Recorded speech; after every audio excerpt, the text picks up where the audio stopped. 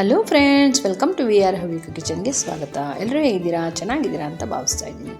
ಇವತ್ತಿನ ನನ್ನ ವಿಡಿಯೋದಲ್ಲಿ ನಾನು ರವೆ ಮತ್ತು ಗೋಧಿ ಹಿಟ್ಟು ಹಾಕಿ ಮಾಡುವಂಥ ಒಂದು ಲಾಡನ್ನು ತೋರಿಸ್ತಾ ಇದ್ದೀನಿ.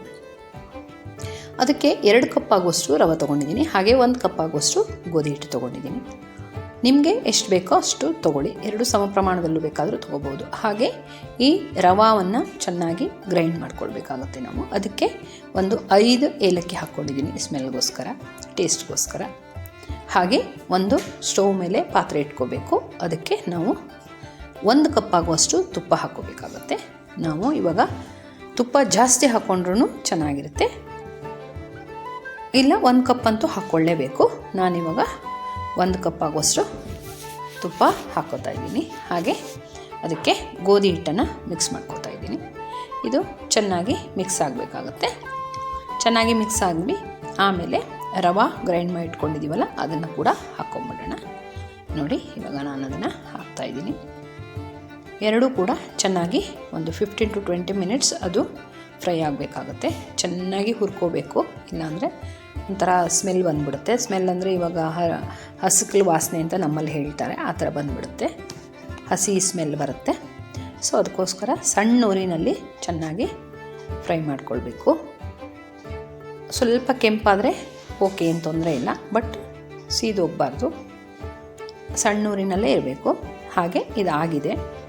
ಈಗ ನಾವು ಸ್ಟವ್ ಮೇಲೆ ಒಂದು ಪಾತ್ರೆ ಇಟ್ಕೊಂಡು ಅದಕ್ಕೆ 3 ಕಪ್ ಆಗುವಷ್ಟು ಸಕ್ಕರೆ ಹಾಕ್ಕೊಳ್ಳೋಣ.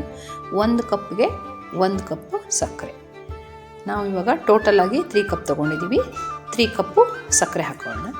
ಹಾಗೆ ಸಕ್ಕರೆ ಕರಗೋದಕ್ಕೆ 1-2 ಕಪ್ ಆಗುವಷ್ಟು ನೀರು ಹಾಕ್ಕೋಬೇಕಾಗತ್ತೆ. ನೋಡಿ, ಇವಾಗ ನಾನು ಸಕ್ಕರೆ ಹಾಕ್ಕೊಂಡಿದ್ದೀನಿ. ಹಾಗೆ ನೀರನ್ನು ಕೂಡ ಹಾಕೋತಾ ಇದ್ದೀನಿ.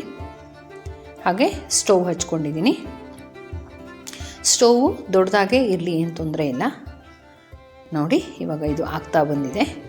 ಈಗ ನಾವು ಪಾಕ ಹೇಗೆ ಬಂದಿದೆ ಅಂತ ನೋಡೋದಕ್ಕೋಸ್ಕರ ಒಂದು ಪಾತ್ರೆಗೆ ನೀರು ಹಾಕ್ಕೊಂಡು ಸ್ವಲ್ಪ ಹಾಕ್ಕೋಬೇಕಾಗತ್ತೆ. ನೋಡಿ, ಇದು ಸೇರ್ಸೋಕ್ಕೆ ಬಂದರೆ ಸಾಕು, ಉಂಡೆ ಕಟ್ಟೋಕ್ಕೆ ಬರಬಾರ್ದು, ಚೆನ್ನಾಗಿರಲ್ಲ, ಗಟ್ಟಿಯಾಗ್ಬಿಡುತ್ತೆ ಲಾಡು.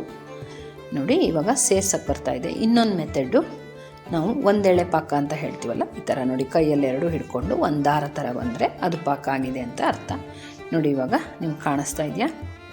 ನೋಡಿ, ಒಂದು ಪಾಕ ಬಂದಿದೆ. ಈಗ ನಾವು ಗೋಡಂಬಿ ಮತ್ತು ದ್ರಾಕ್ಷಿಯನ್ನು ಹಾಕ್ಕೊಂಡು ಬಿಡೋಣ. ನಿಮಗೆ ಬೇಕಾದರೆ ಹಾಕ್ಕೋಬೋದು, ಇಲ್ಲ ಸ್ಕಿಪ್ ಮಾಡ್ಬೋದು, ನಿಮ್ಮ ಇಷ್ಟ, ಹೇಗೆ ಬೇಕಾದರೂ ಮಾಡಿ. ಹಾಕ್ಕೊಂಡ್ರೂ ಚೆನ್ನಾಗಿರುತ್ತೆ, ನೋಡೋದಕ್ಕೂ ಚೆನ್ನಾಗಿರುತ್ತೆ. ಹಾಗೆ ಈಗ ಸಕ್ಕರೆ ಪಾಕ ಮಾಡಿಟ್ಕೊಂಡಿದ್ದೀವಲ್ಲ, ಎರಡನ್ನೂ ಕೂಡ ಚೆನ್ನಾಗಿ ಮಿಕ್ಸ್ ಮಾಡಿಬಿಡೋಣ. ಹಾಗೆ ಸ್ಟವ್ ಕೂಡ ಸಿಮ್ಮಲ್ಲಿ ಒಂದು 5ರಿಂದ 10 ನಿಮಿಷ ಇರಲಿ, ಏನು ತೊಂದರೆ ಇಲ್ಲ, ಅದು ಮಿಕ್ಸ್ ಆಗಲ್ಲಿವರೆಗೂ ಇರಬೇಕಾಗುತ್ತೆ. ಇವಾಗ ನಾನು ಆಫ್ ಮಾಡಿದ್ದೀನಿ. ಹಾಗೆ ಇವೆರಡನ್ನು ಚೆನ್ನಾಗಿ ನಾವು ಮಿಕ್ಸ್ ಮಾಡಿ ಹಾಗೆ ಒಂದು 15 to 20 ಮಿನಿಟ್ಸ್, ಅದು ಎಷ್ಟೊತ್ತು ಬೇಕೋ ನೋಡಿ, ನೀವು ಆರೋದಕ್ಕೆ ಎಷ್ಟೊತ್ತು ಬೇಕು ಅಂತ ನೋಡಿಕೊಂಡು ಈ ಥರ ಉಂಡೆ ಕಟ್ಟಬೇಕಾಗತ್ತೆ.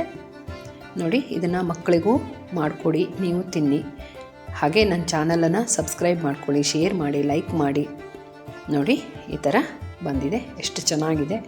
ಹಾಗೆ ನನ್ನ ಚಾನಲನ್ನು ನೋಡ್ತಾ ಇರಿ, ನಿಮ್ಮ ಫ್ರೆಂಡ್ಸಿಗೆಲ್ಲ ಶೇರ್ ಮಾಡಿ. ನನ್ನ ಚಾನಲ್ ನೋಡೋದಕ್ಕೆ ಧನ್ಯವಾದ.